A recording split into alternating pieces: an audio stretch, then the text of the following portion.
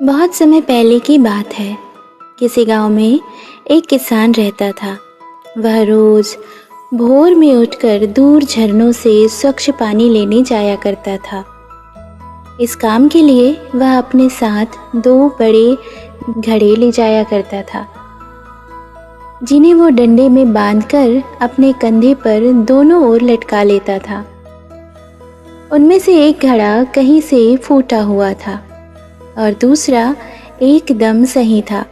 इस वजह से रोज घर पहुंचते पहुंचते किसान के पास 1.5 घड़ा पानी बच जाता था। ऐसा 2 साल से चल रहा था। सही घड़े को इस बात का घमंड था कि वो पूरा का पूरा पानी घर पहुंचाता है और उसके अंदर कोई कमी नहीं है। वहीं दूसरी तरफ फूटा हुआ घड़ा इस बात से शर्मिंदा रहता था कि वो आधा पानी ही घर तक पहुंचा पाता है और किसान की मेहनत बेकार चली जाती है। फूटा घड़ा ये सब सोचकर बहुत परेशान रहने लगा और एक दिन उससे रहा नहीं गया।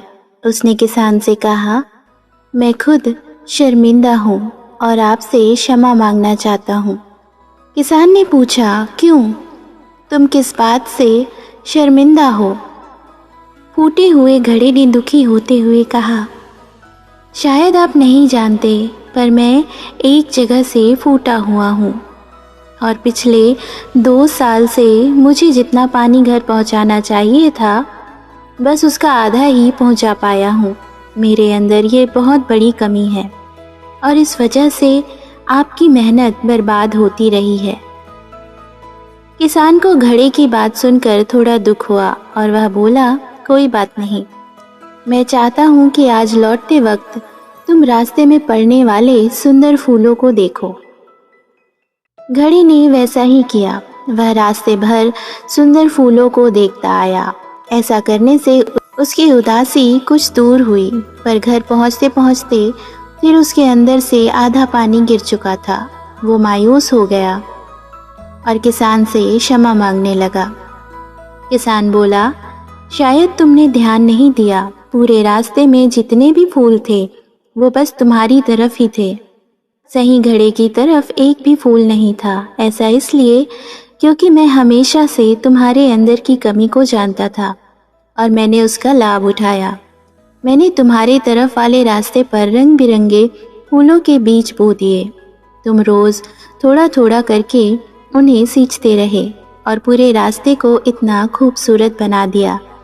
आज तुम्हारी वजह से ही मैं इन फूलों को भगवान को अर्पित कर पाता हूँ और अपना घर सुंदर बना पाता हूँ। तुम ही सोचो, अब तुम जैसे हो वैसे नहीं होते तो भला क्या मैं ये सब कुछ कर पाता? दोस्तों, हम सभी के अंदर कोई ना कोई कमी होती है, पर यही कमियाँ हमें अनोखा बनाती हैं। उस किसान की तरह हमें भी हर किसी को वो जैसा है वैसे ही स्वीकार करना चाहिए और उसकी अच्छाई की तरफ ध्यान देना चाहिए। और जब हम ऐसा करेंगे तब फूटा घड़ा भी अच्छे घड़े से मूल्यवान हो जाएगा।